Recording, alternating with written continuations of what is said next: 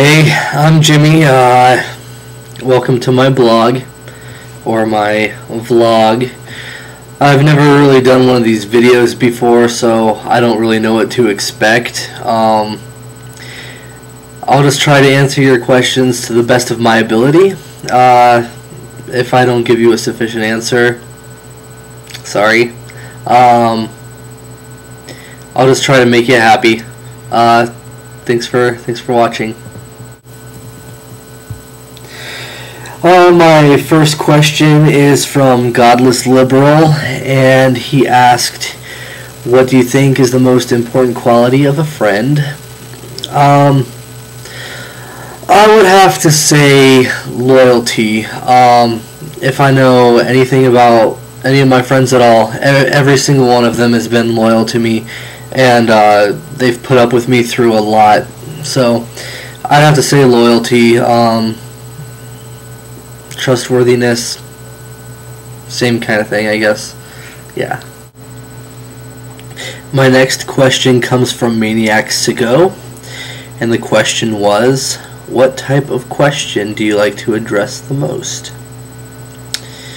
Well, Maniac Sicko, I like talking about theology a lot, so any question that has to do with that, it's probably a good thing for me. It's just something I like doing. There's nothing I like better than discussing theology. Heck, that's all my wife and I really talk about is theology. We're kind of boring and sad. This question is from Llama Lima. I'm sorry if I said your name wrong. I don't know if it's Llama Lima or Llama Lima. Maybe you could clarify that for me. I never really knew. But he asked 3 questions, which is kind of cool. First, can God make a rock so large he cannot lift up?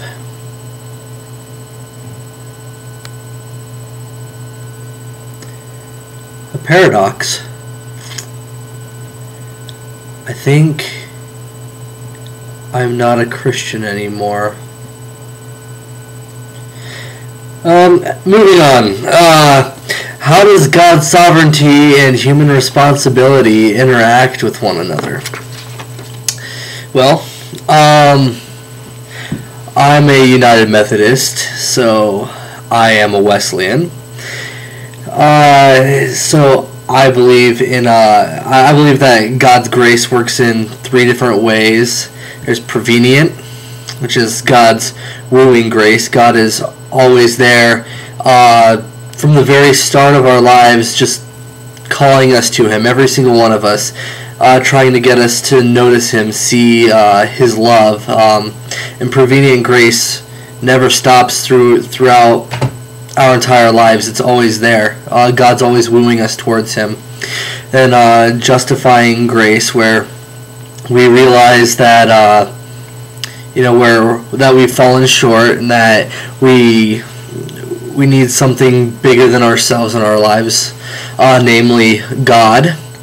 And then sanctifying grace is the process towards sanctification, allowing God to perfect us, let Him work within us. It's that whole being a new creation thing as a Christian. So, as you can see, it's God that calls us to Him, but we respond to God's call. I hope that kind of answers what you're looking for there. Another question from Llama Lima is, one thing you love and one thing you hate about your job. Well, the thing is, I have 2 jobs. Both are part-time. I do what I can. The first is Menards, in which I get up at 3 in the morning for 6 days a week. I go in at 5, and I don't really hate the job. I get to spend some time outside when it's warmer, so that's nice. Just having to go in so early isn't that great for me. My second job is the YMCA. You can see here I'm wearing my YMCA staff shirt. I don't well, I work in the men's locker room cleaning up, so I think you can imagine what I don't like about that job. But other than that, like, it's my lack of sleep that really that I really don't like. Just going to bed at like 11 o'clock at night, waking up at 3 in the morning, going to work, coming back, taking a nap, maybe an hour of time where I can do nothing, 3 at the most, and then go back to work, come home, eat dinner, go back to bed. There's no life. Yeah, that's pretty much it. The Great Bout asked, what is your greatest doubt? I don't really know. I have some fears, but I'm not sure about doubts. One of my biggest fears is that I won't accomplish something in my life, that I'm not good enough, I guess. When I was all throughout high school and what I did of college, I never put any effort into it, so I didn't get the best grades in the world, and I kind of regret it now because I know how simple it was and just what I just refused to do. So I doubt my abilities a lot of the time, but I also know my potential. So yeah, my biggest doubt is doubting my own abilities, my own worth, my own effort. Randy7777, can I just call you Randy for short? Randy asked, if you were president, what would be the first thing you'd do?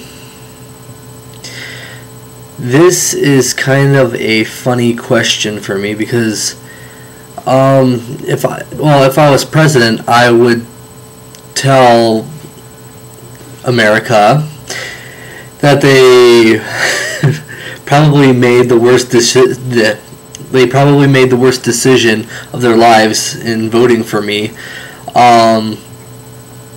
Considering the fact that I don't necessarily agree with voting, I don't necessarily agree with our system, and that's just a personal conviction of mine.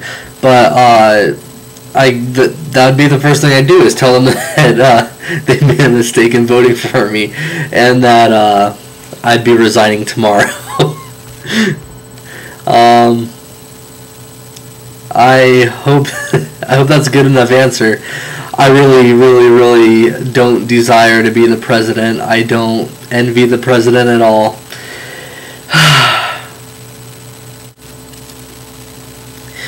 Lowborn Lights Thought Palace says that I am just a big teddy bear, and what else is there to know? I guess I'm just that shallow.